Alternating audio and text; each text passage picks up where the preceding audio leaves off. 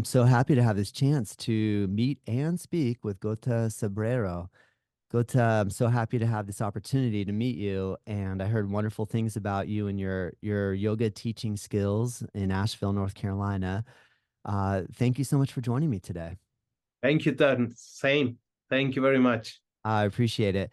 I'm curious, where were you born?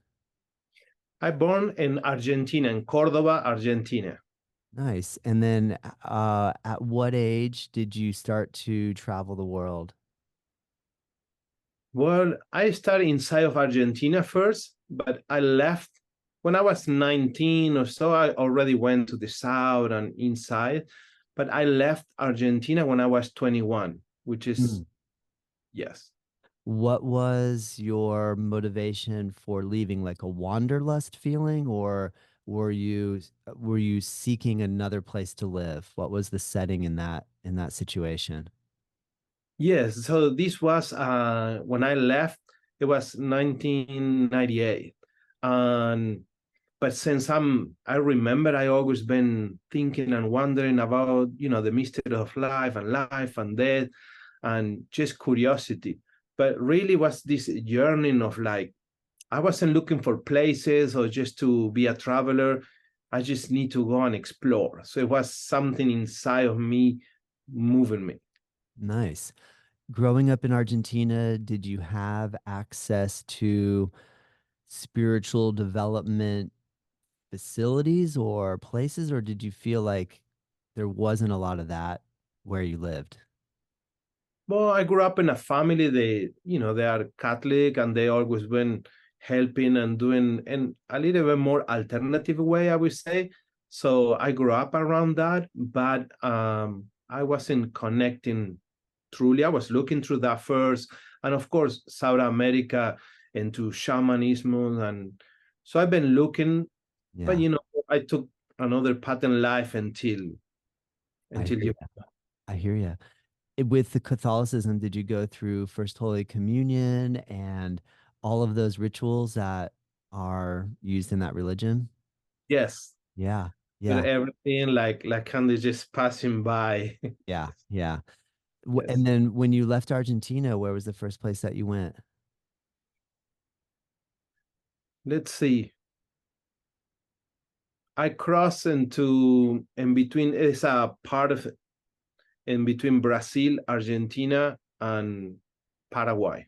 Mm, So Brazil, I just went in and out. And then when I truly left to start traveling, I crossed from Bolivia. wow.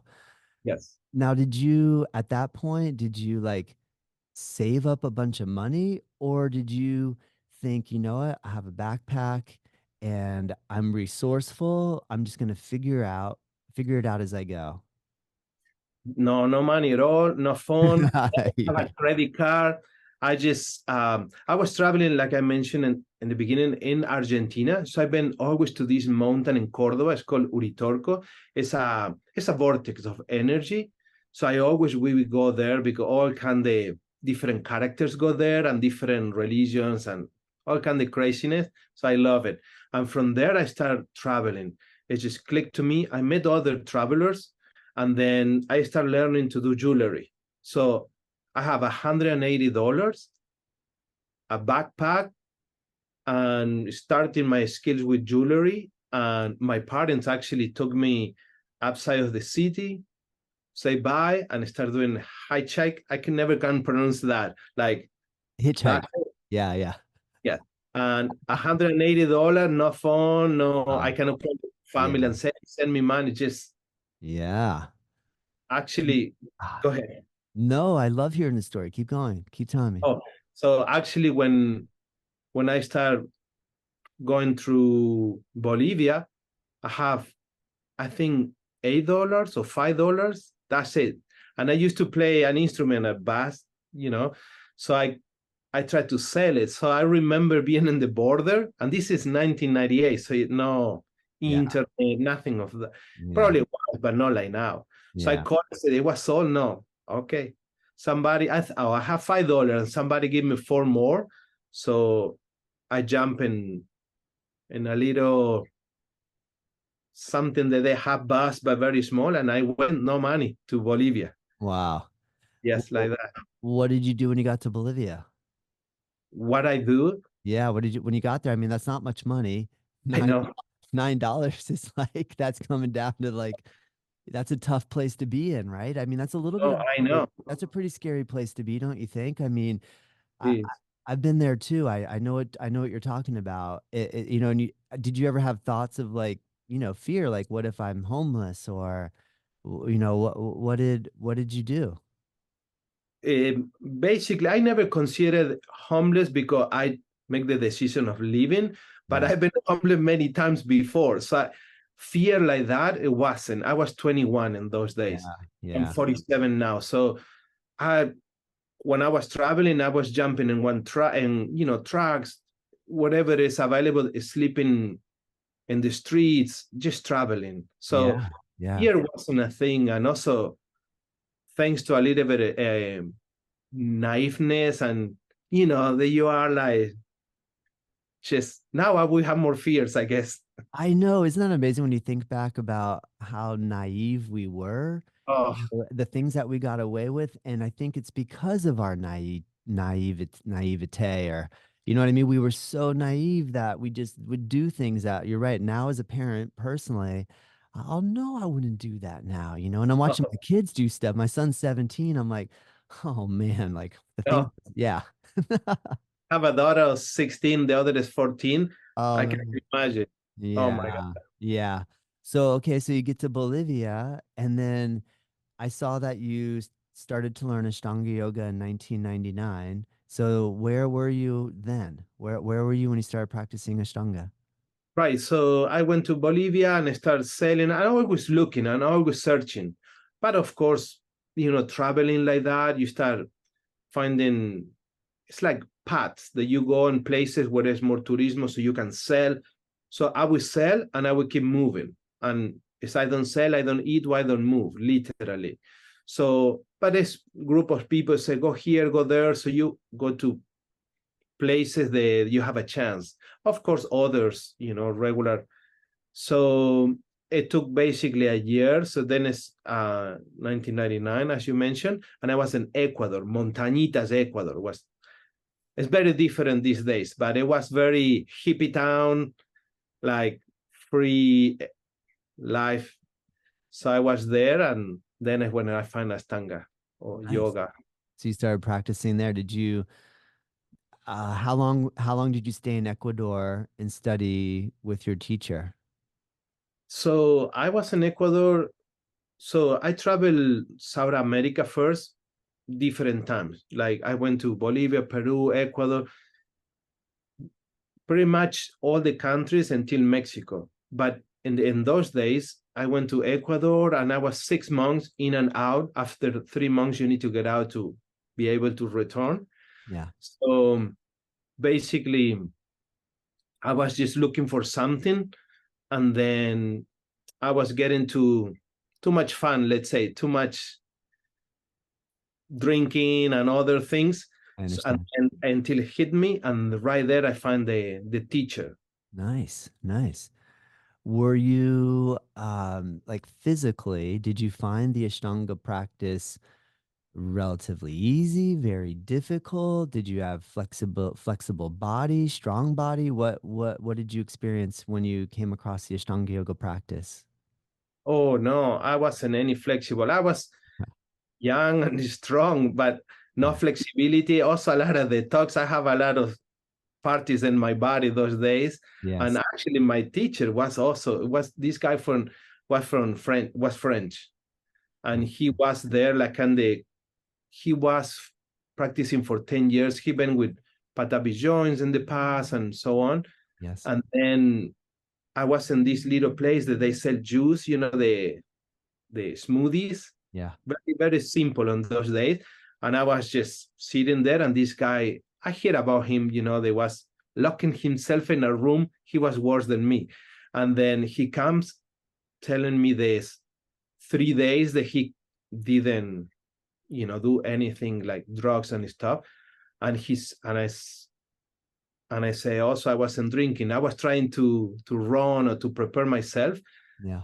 And it right in that time, and he said, if you help me, I can help you. You help me to wake up in the mornings, and I teach you yoga. So we were a mess, and another guys joined us.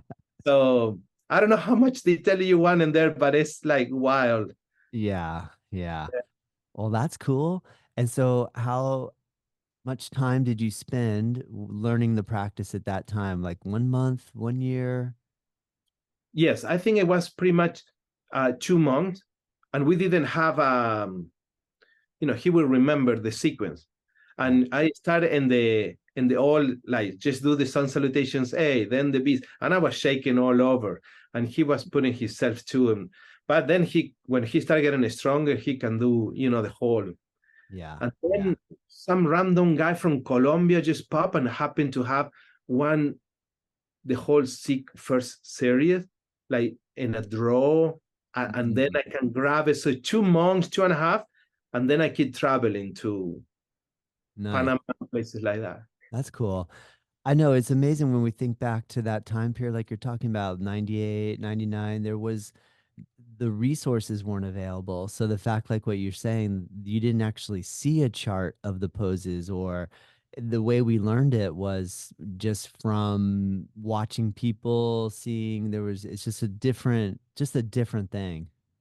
Totally different. And I never saw it. Of course, I used to have a book on one of my first books was, of course, the Bhagavad Gita, but the Indra Devi, Mm, because she was an Argentine. So I knew about yoga, but when I start practicing the Ashtanga, and then, very physically and very detoxing, and it's just like, I went deep into it. Like nice. my life, 180 change. Nice. That's cool, man. Yes. Great to hear. I saw that then you got inspired, became inspired by Zen Buddhism and joined a monastery in Switzerland. Can you tell me how you make it from South America to Switzerland? Yes. So I keep traveling, and then until I'm Argentina in the South America. So I went all South America, Central America, until Mexico.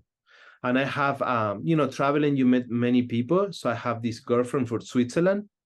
So I ended up going back to Argentina, make a lot of more of, I used to do silver jewelry or whatever. As I go to Brazil, I have these rocks. As I go to Peru, silver will be available. So I make a bunch. When she went back to Switzerland, sold a lot of the jewelry. Mm, And then I went to Switzerland, and I couldn't speak English, no even German, no French. But there is Italian, German, and French.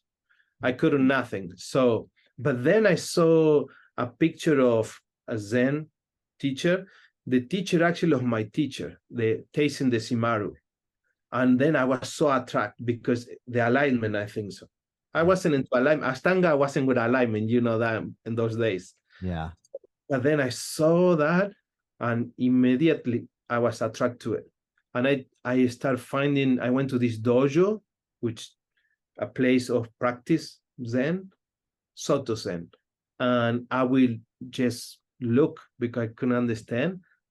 And then I thought, I don't understand in here. And then I want to go to Thich Nhat Hanh in French, Mm, but I couldn't speak no English, no French. So then I went to Spain. And then it's very, very long. I yeah. try to make That's it good. short stories. That's good. So then in Spain, I met my teacher, Barbara Cosen. Um, she was in Madrid. I was looking around Spain first, but just to make it, I'm in Madrid. They have like 3 hours, more or less, to the mountains. They start building a temple. And I say, I can go and work. So I will be building that, and in between Madrid and the mountains for Nice. 1.5, more or less. Nice. Yes, What was your experience with Zen Buddhist meditation? incredible, because thanks to Ashtanga, I can hold the pose. Yeah. Because that you don't move. It's not like now that you can scratch. Some practice, which I agree. I'm not making fun.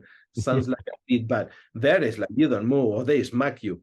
So to me was like, I will do this session or retreat, and thanks to Ashtanga, I was able to stay longer period of time, so intense. That's a great point because if you can't sit comfortably and your hips are really tight, then it's going to be near impossible to stay for long. In Zen Buddhist meditation, is it like a 20-minute session at a time? Do they go longer, 1 hour, 2 hour, 3 hour?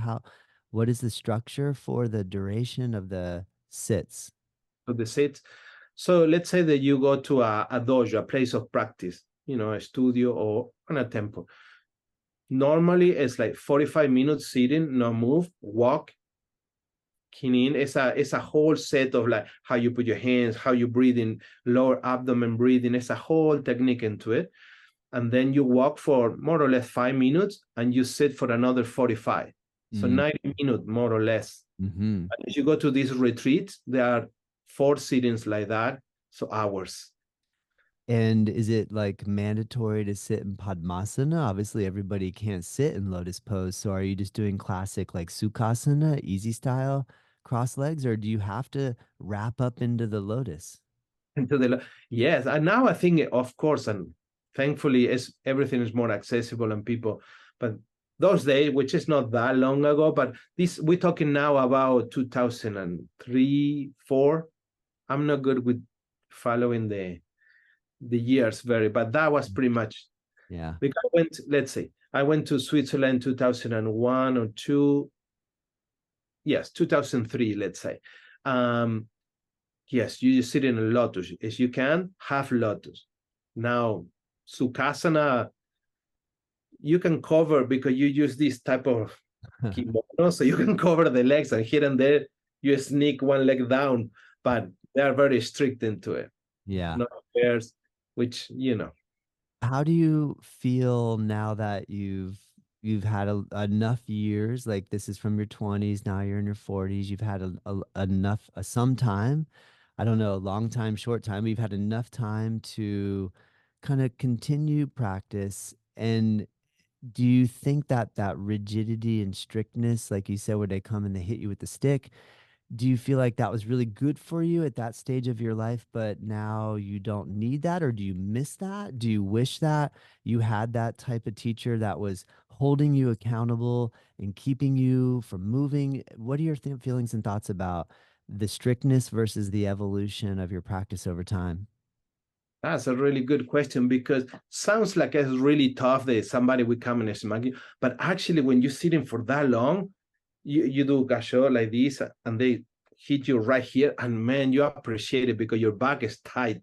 So, and it's a flat stick, and it's like, hit me right there.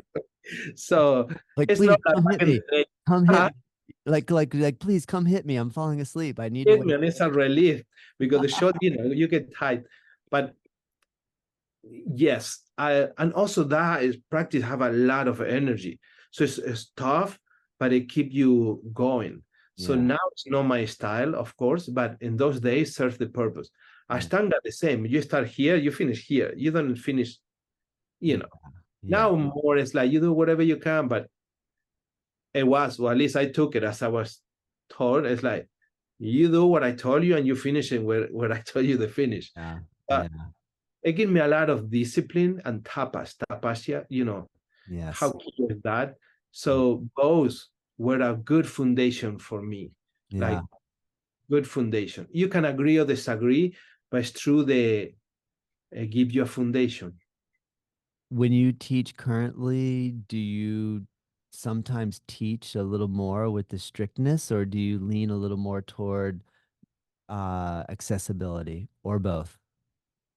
Definitely no. I'm very like, be safe, ahimsa, you know. I Yes. when I sharing, I like to say sharing more than teaching. Mm. It's like holding the space, and we go into a journey, and we need modifications. But the energy, the shakti in the room, yes, I'm into that. Like, just hold this. If you Mm. cannot put your leg extending in there, Mm. doesn't matter. But Mm. let's stay, keep breathing. And you know how we breathe is, and we fluctuate. We all, myself included, of course. So it's, but I'm more into the holding the space and serve that space with each other's. Like you have a tough day today, here we are. And now I have a rough day. There you guys holding me. So I'm that's my space of sharing these days. That's cool, man. I know. I feel like we're better off for accessibility and being a little less intense about the practices. But I also do look back on the people that I did study with that held that type of militaristic sort of focus. I think, wow, that was incredible. You know, that I'm glad they were like that. But would I want to step in there right now? Not so much. But then, yeah, it was really amazing. Yes, it Yeah. is. And it's a lot of energy, but also Yeah. depend on the background, because to me, it wasn't triggering me anyways. Is you will be tough, like, gotta just keep doing it. You need to do it. I will do it. But for some people have different backgrounds, Yeah. or so, and could be a Yeah. trigger or could be no. So I think we don't need to lose the tapas, not be strict, just like Yeah. Yeah. do it and go for it. Well, how do you cultivate the tapas without the strictness? Do you have any special tips for me? Like, because it seems like the tapas comes from the mental austerity or that "Oh, I'm gonna hold this pose, I'm gonna hold this pose, I'm not gonna come out of it, I'm gonna stay with it, which is just so challenging for all of us. But is there another way to like bypass that and still get the tapas? I haven't figured that if that's possible yet. I don't think so. I You don't go for it. You go for the ride. yeah, you got Mad, you have blessed, you have all the kind of stuff. yeah, Yeah, taking care of the knees and go for it. And then yeah, I give you an example. So I did a lot of intense practice in those days. And then I studied Shiatsu too. So I was intense in my body and my mind, meditation full on. Long story short, I ended up coming to the US after time. I can go in detail if you want it later. But when I come here, I couldn't speak English. I couldn't teach yoga. I couldn't do shiatsu. It's a Japanese technique of based on Chinese medicine and marma, pressure point. So I ended up working in a warehouse and I was teaching in schools, the whole thing. I didn't have time. I have my two daughters born in here. I'm fast forward a lot, right? And I can go back. But my point is like, I didn't have time to practice and I was going to a rough time in many aspects. So that tapas, that practice, that strong sadhana, it kept me yeah, living from the credit. yeah. I see. Practicing, but for hours a day, it boiled down into 45 minutes. And then you don't know if you have a whole hour because one baby's crying or working 2, 3 jobs. So it's like, Yes. I think those days. Yeah. That's cool, That man. makes sense. That's a good story in the sense of realizing that it's almost like you can store up the tapas that you build up in our younger years. We almost Exactly. can use that when we start raising a family and dealing with the challenges of trying to keep up with the economics of living in US. And not everywhere in the world, not just US. I mean, it's the same everywhere. I Yes, hear yes, you, man. That's cool. Well, I want to ask you a couple questions about shiatsu. So, I practice Thai massage. Thai massage is close. yeah, Shiatsu, different but similar. And, yes, and Thai massage has sen or energy lines similar to shiatsu, different though. I know yes. shiatsu follows a little more like Chinese meridians, and the Thai massage is really a blend off that time of that Chinese meridian. So I think there's a similarity. So, and you said that when you were practicing the body work or when you're doing your practices, you were intense. Were you also intense in the way that you delivered the the shiatsu massage? Because when I went to Thailand originally, there was this thing where they'd say, if it doesn't hurt, you don't get benefit. So some of the massages I found I was getting in Thailand, I was like, I was dying. I was thinking, I don't think I'm going to make it through this session. And then at the end of the session, that's an incredible tapas building experience. And afterward, you feel so good. you Right. know, you thought you were going to break or they were going to push so hard, you'd come out with all these bruises, but you don't. You end up feeling absolutely amazing. So I'm curious what your evolution with your body work has been like from your initial days of learning Shiatsu to where you are currently today in your practice. Yes, no, never physically. So there are different layers of work more physically and the anamaya kosha, like tissues and stuff. Yes, it can get intense, but mostly energetically, more settled. When I say intense, I was mostly in the side of energetically because you do one, another, and every day, like 3, 4, 5, even 6 a day or more. So it's intense in your body, but the type of movement similar than Thai and Shiatsu, maybe a little bit more because Japanese, they are very much into the heart and the center. So the body is moving with the others. So it's save you a lot of knots. The body workers have a lot of issues in shoulders and after years. Yeah. So it was intense energetically and to keep it sharp.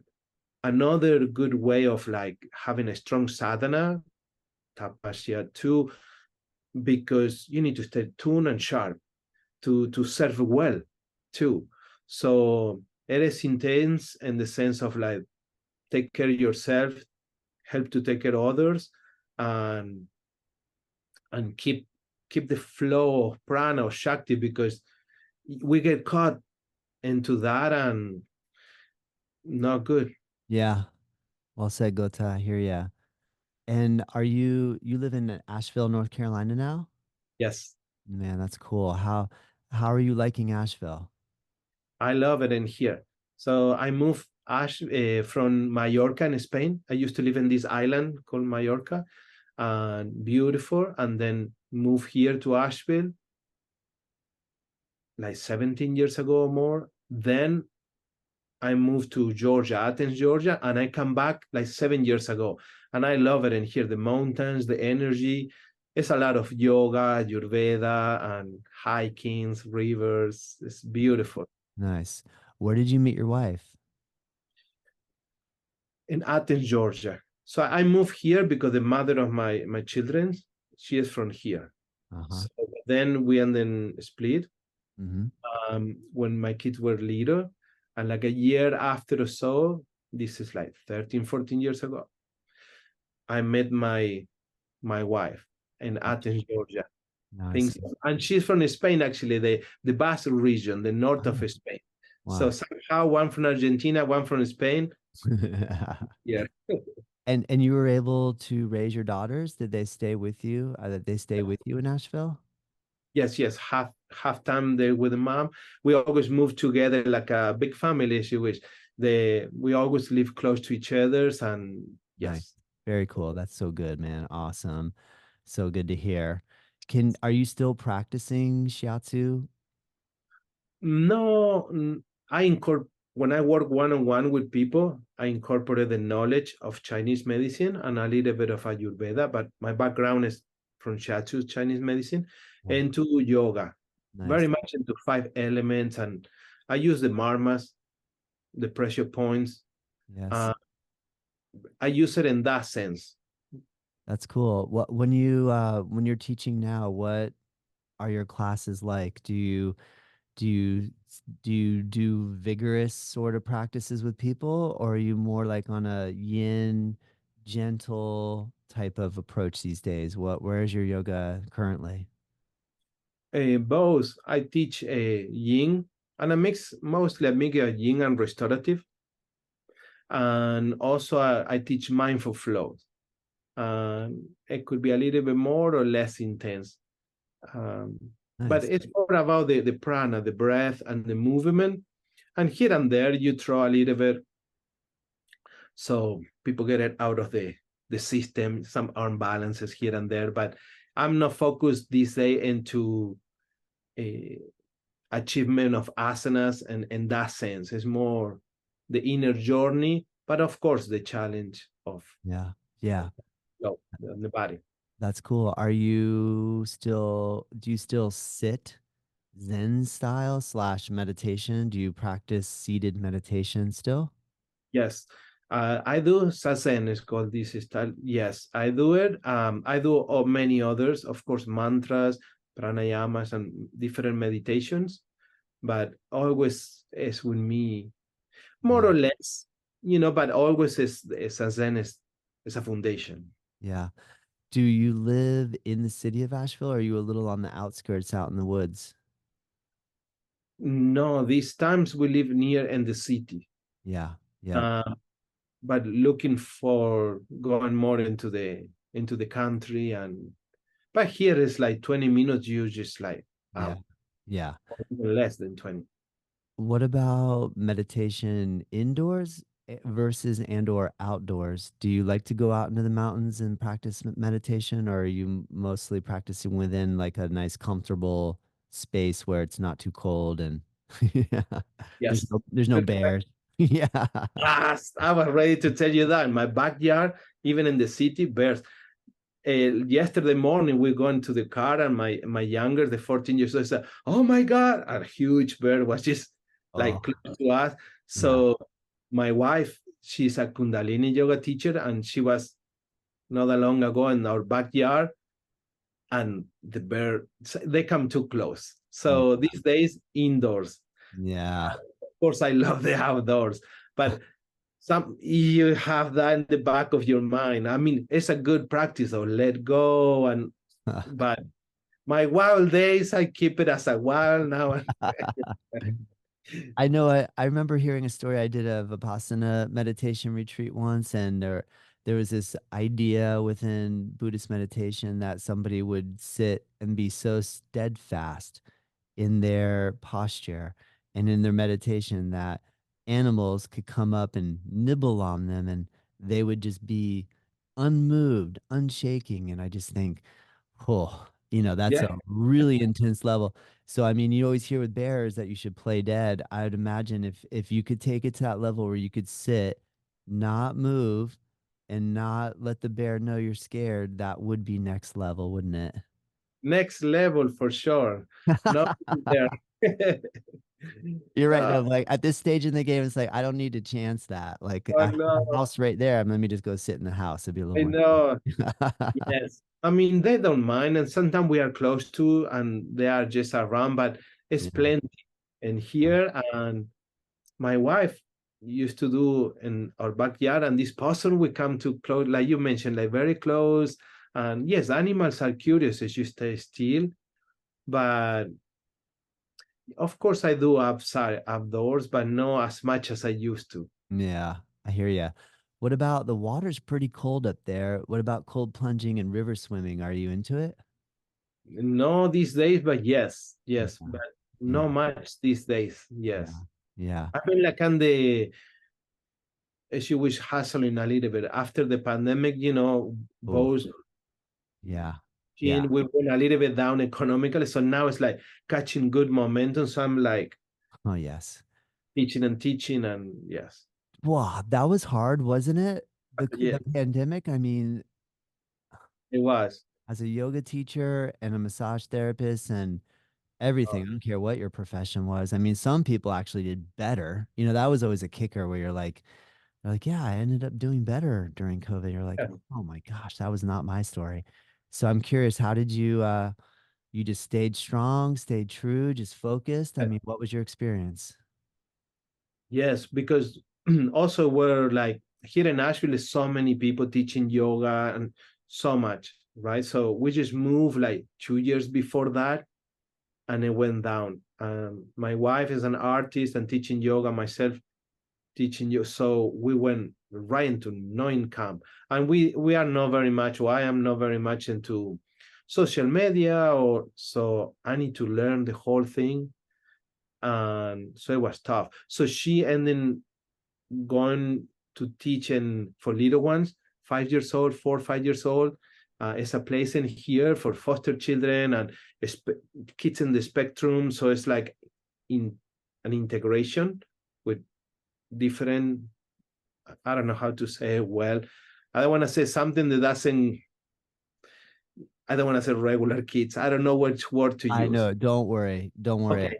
We're So not judging you if you say a word that's not I'm in English, appropriate. but Yeah, the kids, and some are like foster children, others are in yeah, the spectrum, and understood. so she's doing a beautiful job. And Oh, then that saved us until I catch yeah. momentum. Now we're Okay. doing good, and she Yay. ended up loving that, helping the kids.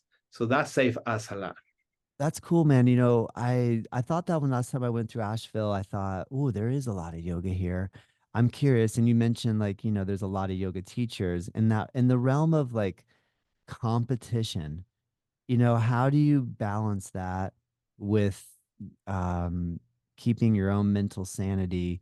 Because sometimes it's so hard because you're like you hear someone will come into this class and you'll have like say three or four people. I'm not saying you have three or four, but I mean sometimes I'll have three or four people and they'll go, oh man, I went to the studio up the road. There was 35 people in the room. I know, And you go, what am I doing wrong?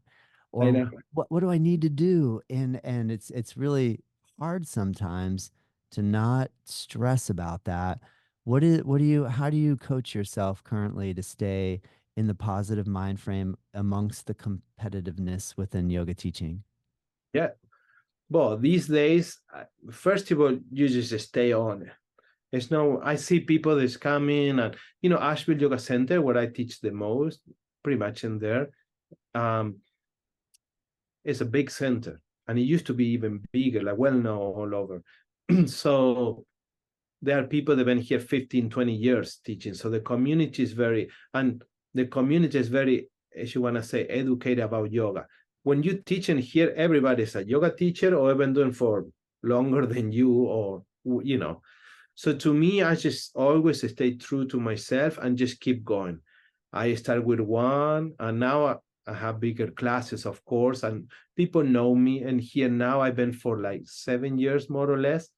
But Nice. I see many they are coming so enthusiastic and with a lot of energy and idea and stuff.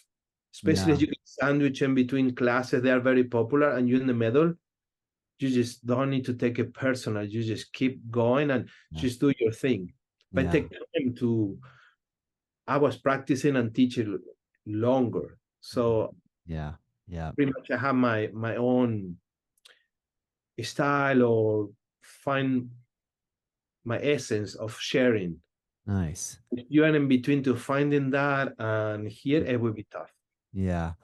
It's interesting because I was reading an article about surfboard shapers, and I see a surfboard shaper as like a handcraft artist. They're building boards, and there's this, now with machine shaping, they're just churning them out faster than a hand shaper can possibly compete with. So there's this element of, well, there are people out here in the world that are willing to pay more for an artist to do really good, like to really put the time and the energy and all that goes with it. So there is a niche for it, but then they were saying that you have to work for so long doing it to get good enough to where somebody's willing to pay you. Yeah. That the same thing is happening with yoga in a sense where there's so many teachers and there's a lot of us out here and we're all trying and we're just doing the best we can, but it's hard to get your chops on nowadays because you have to kind of be willing to work for almost nothing for enough years before you get good at it. Would you say that it feels pretty good to get to the point where you're at where now you can do Yes. that? Yes. You kind of have to Also, earn it, right? You gotta earn it. It does not just fall in your lap. You have to work for it.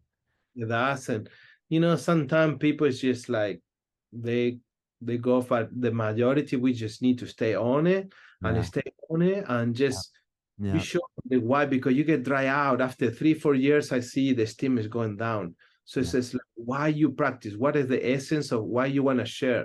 Yeah. Otherwise we need to find something else Yeah. and be a practitioner. But in my case it's just like, of course I've been up and down like everybody, but it's like it's a calling I hear ya. to That's share, cool. and it's like I Yeah. have to. That's cool, Gota. I feel that from you. That's awesome, man. But So it's tough anyways, it's tough, but it's still tough. I know. tough. That's cool. Yeah. Do you still do jewelry as well, or are you making your living No, full time as no. yoga? Yes. No, Yeah. I stopped jewelry when I jumped into Switzerland. I did so much. I traveled like 25 countries, and I was doing jewelry and selling, and I'm tired of carry the backpack. So after Switzerland, when I go to Spain, I learned the Shiatsu. So I thought I just need my hands, Yeah. like Yeah.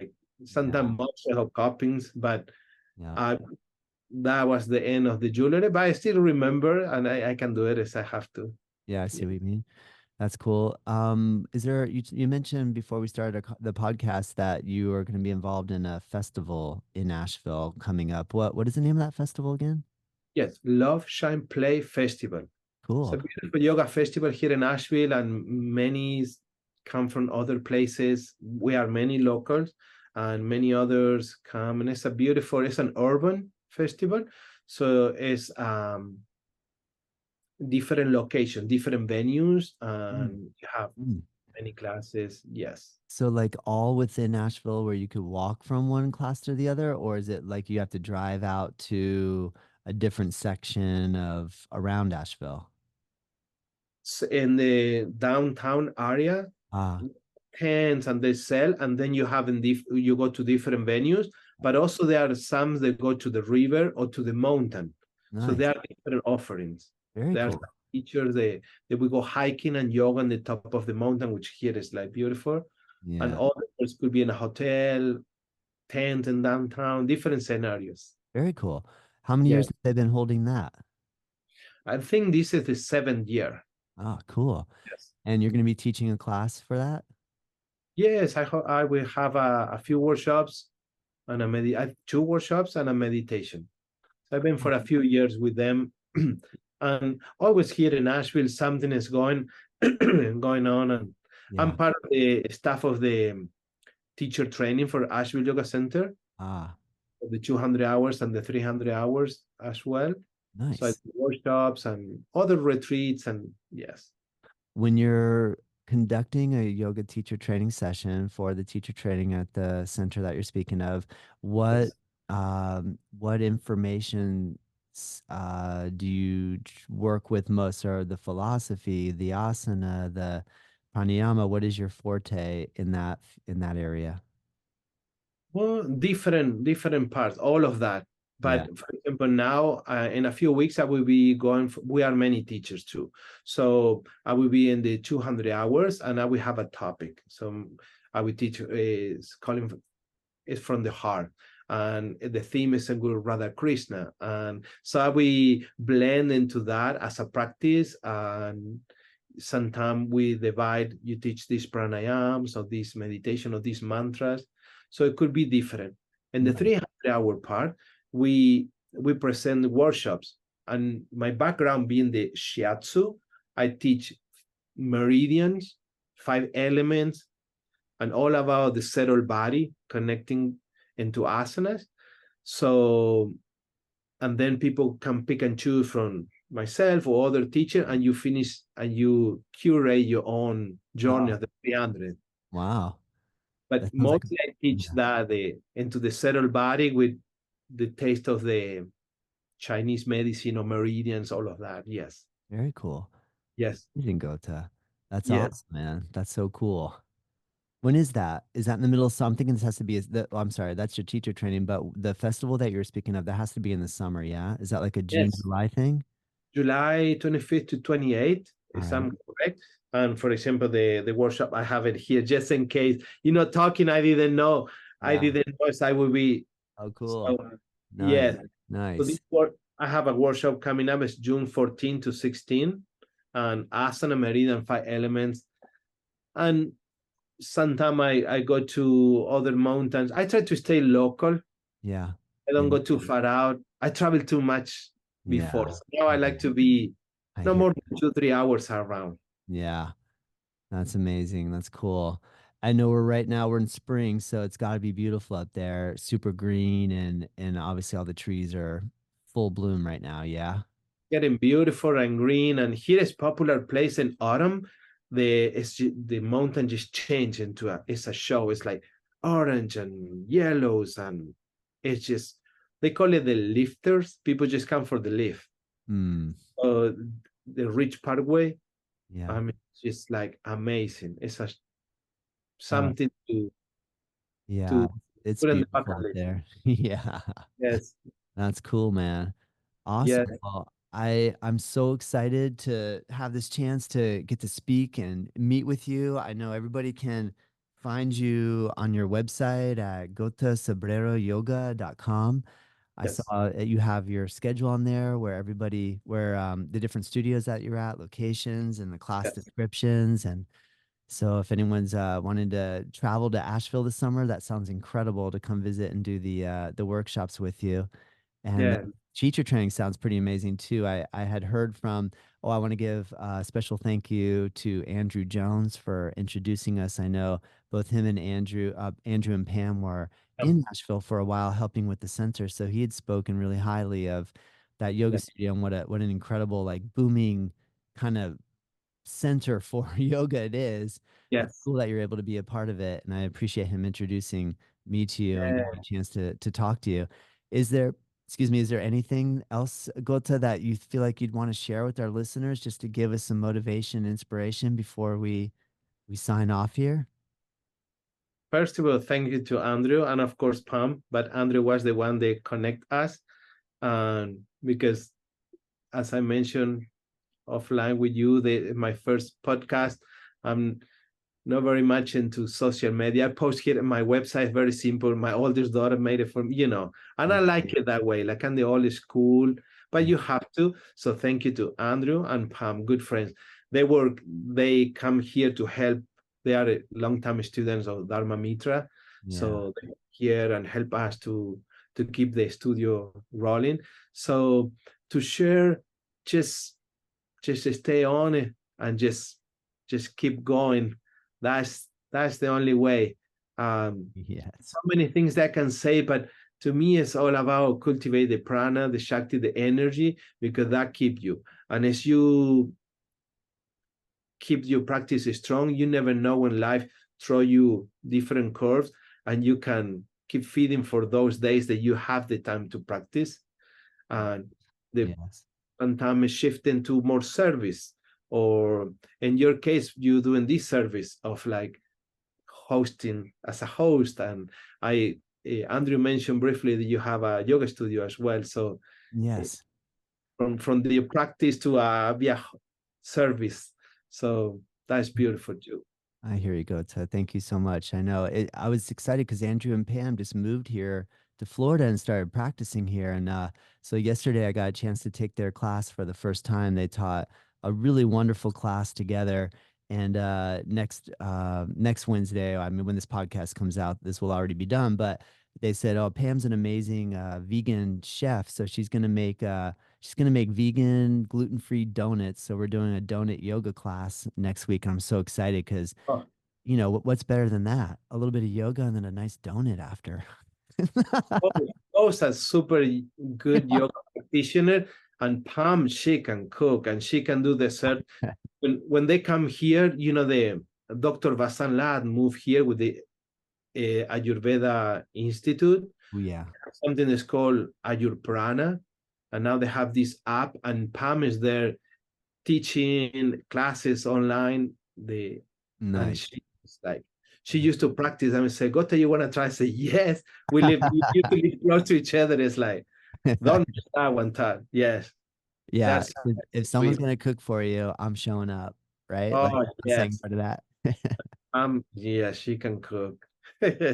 That's cool, Gota.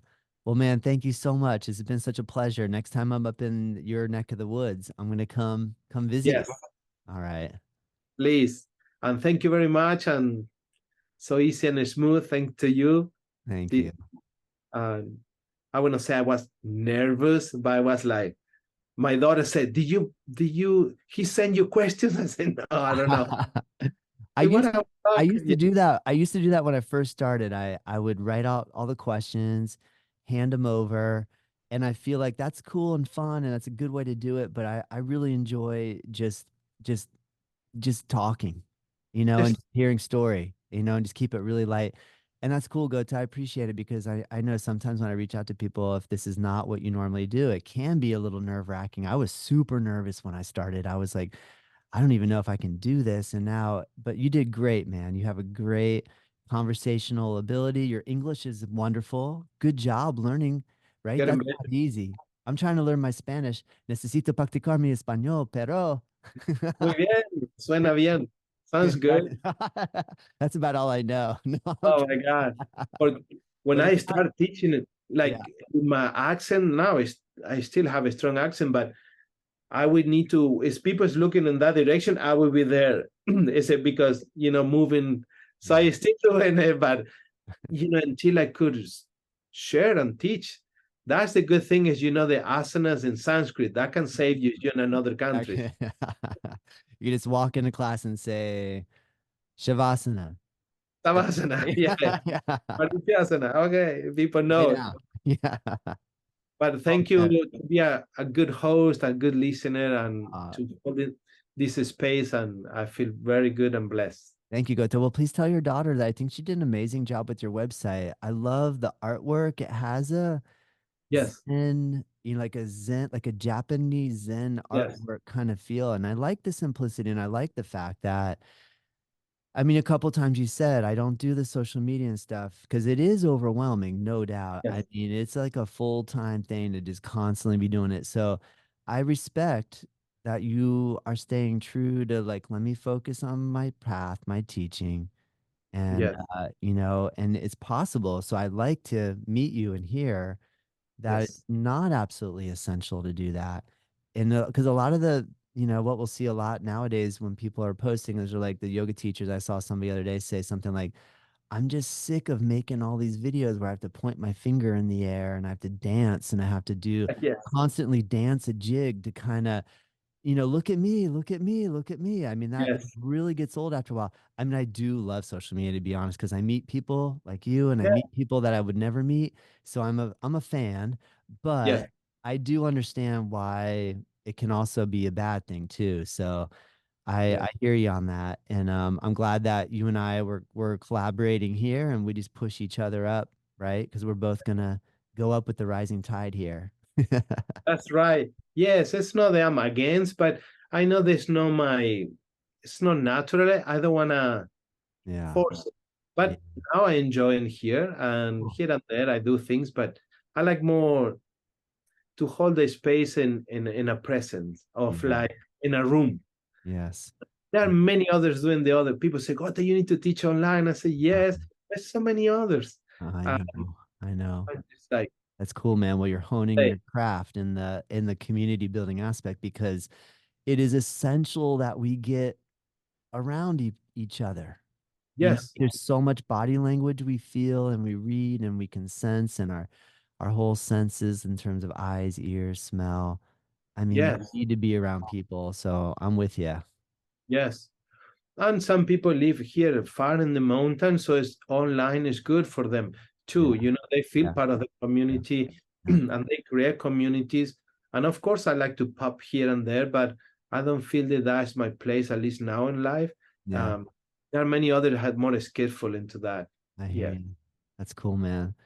Well, great job today. And I look forward to meeting you. I will come take your class next time I get to Asheville. Same, I will visit you. Andrew said, but you need to come. So it's one day we go, we visit you for sure. Oh, yeah. That'd be awesome. We'll get Pam to cook. Yeah. Well, we have And we'll some do good some yoga. tea, Yeah. some good Awesome. dessert. Thanks, Gota.